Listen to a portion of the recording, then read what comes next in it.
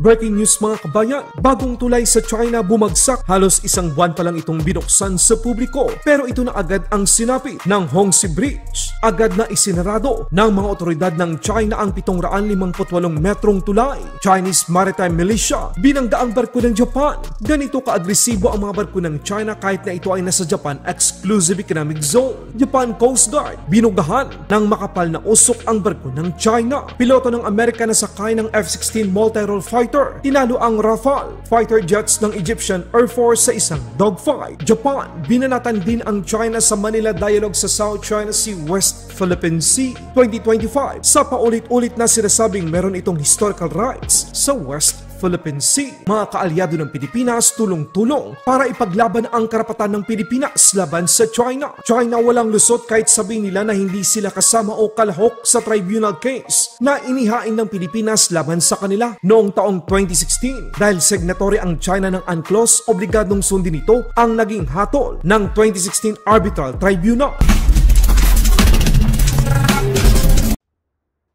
Tulay sa China bumagsak, isa sa tinatawag na pinakamahabang tulay sa mundo. Bumagsak matapos isang buwan nang binuksan ito sa publiko. Ang 758 metrong Hongsi Bridge sa southwestern province ng Sichuan sa China na konektado sa Tibet ang nakitaan ng structural defects tulad ng mga bitak o cracks bago pa man ito tuluyang bumagsak. Ayon sa impormasyong inilabas ng South China Morning Post, 5 na ang kumpirmadong nawawala sa nasabing insidente. Isa sa mga tinitingnan ng mga observer ay ang kalidad ng paggawa ng nasabing tulay. Kilala ang China sa mabilis na paggawa na kalimitan ang siyang dahilan kung bakit nakukumpormiso ang kalidad ng kanilang mga produkto. Nakafocus sila sa dami ng produksyon kung saan nababawasan naman ang kalidad ng mga ito. May kasabihan na kapag gawa made in US at made in Japan, matibay, may kalidad. Pero kapag made in China, alangas na.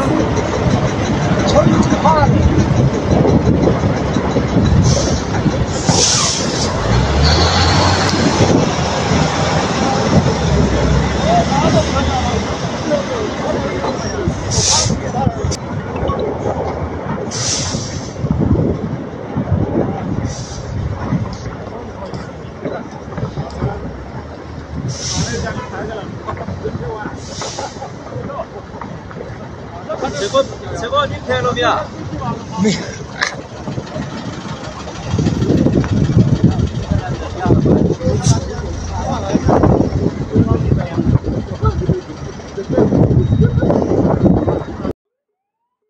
Barko ng Japan, itinulak din palayo ang barko ng Chinese Maritime Militia na iligal na nangingisda sa Exclusive Economic Zone ng Japan. Pero malakas ang loob ng mga incheck mga kabayan. Nakuha pang banggain ang barko ng Japan Coast Guard para mabulag at mawala ang momentum ng mga Chinese. Binugahan ng Japan Coast Guard ng maitim na usok ang Chinese Maritime Militia. Halos ganito rin ang ginawa ng Philippine Coast Guard upang hindi makadikit sa kanila o makalapit ang barko ng China Coast Guard sa West Philippine Sea. おい！止まれ！止まれ！おい！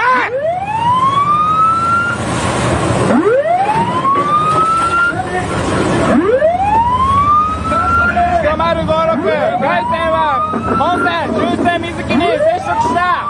衝突してきた。水木右舷船尾部に衝突してきた。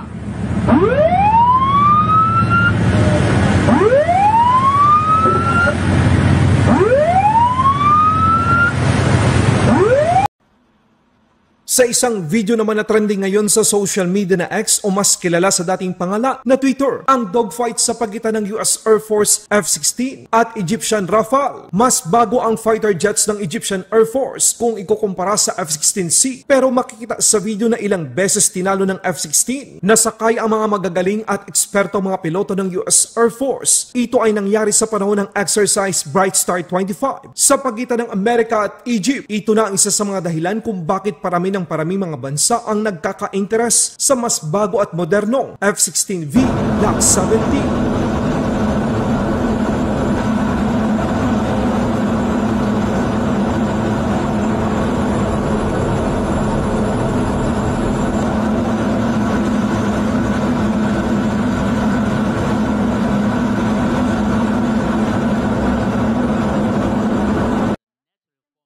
China walang lusot sa 2016 Arbitral Tribunal. Kahit sabihin man ng China na hindi sila kasama o nakilahok sa tribunal case na inihain ng Pilipinas laban sa kanila. Binanatan din ng Japan ang China sa Manila Dialogue sa South China Sea at West Philippine Sea 2025 sa paulit-ulit na sinasabing meron itong historical rights sa West Philippine Sea. Institute for the Global Studies and also Sasaka Peace Foundation. I would like to make a brief comment from a perspective of international law, as I am the first president of Japanese Society of International Law. According to China, historic rights are based upon history, but at the same time, they say that the historic rights are based upon customary international law. Let's look at China's statement on the occasion of South China Sea dispute. I hope my memory correctly serves me. China did not appear the arbitral tribunal, but China issued voluminous statement on that occasion, like pleadings to be submitted to the tribunal. And they say China's rights are in accordance with customary international law. Regarding this, my point is any rules of right to be customary international law should satisfy the two requirements, namely state practice and normative conscience of the world. I think China's historic rights or China's rule of historic right are not customary international law. Customary international law is not a tool to legally justify any claims that violate existing international law. Thank you very much. China basically claims that it did not give its consent to the arbitration, and consent is required before the arbitral tribunal can acquire jurisdiction. And second, the tribunal has no jurisdiction because it's a territorial dispute. Now, on the first, when you ratify UNCLOS, you give your consent in advance to any future arbitration under UNCLOS regarding the application or interpretation of UNCLOS. It's there. If there is a dispute, one party to the dispute can request that the dispute be submitted under the compulsory settlement dispute mechanism of UNCLOS. So that's what we did. Because China gave its consent in advance to any future arbitration. Just like in the Pact of Bogota in Latin America, all countries signed the Pact of Bogota, and they said if there is any territorial, maritime, or any kind of dispute, we agree to submit it to compulsory arbitration in advance in case of a future dispute. That's allowed. That is giving your consent in advance. So there was consent. The second, China said that the tribunal has no jurisdiction. But there is a provision in the UNCLOS. In case the jurisdiction of the tribunal is questioned, the tribunal itself shall decide whether it has jurisdiction. And in this case, the arbitral tribunal ruled it has jurisdiction. So it's all covered. Laban Pinas.